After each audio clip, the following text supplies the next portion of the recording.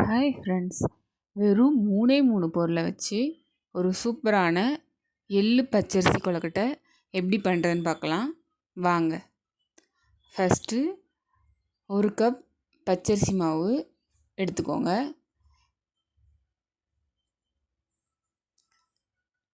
1 cup பச்சரிசி மாவுக்கு நான் 1/4 கப் ஜீனி எடுத்திருக்கேன்.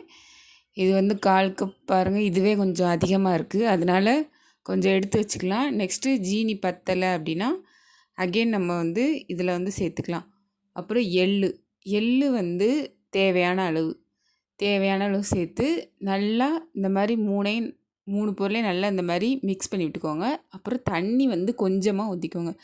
கொஞ்சமாக ஊற்றி கொஞ்சம் கொஞ்சமாக இந்த மாதிரி நல்லா பிசைஞ்சு இந்த மாதிரி எடுத்துக்கோங்க. எடுத்துட்டு இப்போ இதை கொழுக்கட்டை மாதிரி நல்லா ரவுண்டாக இந்த மாதிரி உருண்டை பிடிச்சிக்கோங்க.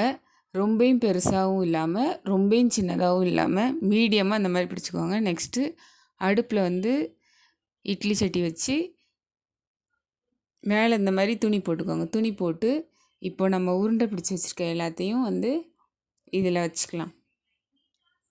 நீங்கள் பெரிய உருண்டையாக பிடிச்சிங்கன்னா வேகாது உள்ள, அதனால் மீடியமாக இந்த மாதிரி பிடிச்சிக்கோங்க. உருண்டை பிடிச்சி இந்த மாதிரி வச்சுட்டு ஒரு 10 மினிட்ஸ் நல்லா இதை மூடி வச்சுடுங்க. இப்போ பார்த்திங்கன்னா 10 மினிட்ஸ் ஆகிடுச்சி, ஆவி பறக்குது, நல்லா வெந்துருச்சு.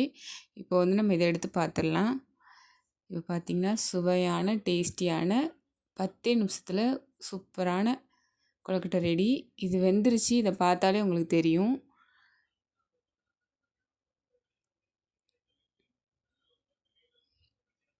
ஸ்கூல் விட்டு வர்ற குழந்தைகளுக்கு ஈவினிங் நீங்கள் கடையில் போயிட்டு ஸ்நாக்ஸ் வாங்கி கொடுக்குறதுக்கு டெய்லி இந்த மாதிரி ஒரு ஸ்நாக்ஸ் வீட்டிலே ரெடி பண்ணி கொடுத்திங்கன்னா ஹெல்த்தியாகவும் இருக்கும், டேஸ்ட்டாகவும் இருக்கும். கண்டிப்பாக நீங்கள் வீட்டில் ட்ரை பண்ணி பாருங்கள். டெய்லி நான் ஒரு ஸ்நாக்ஸ் வீடியோ போடுவேன்.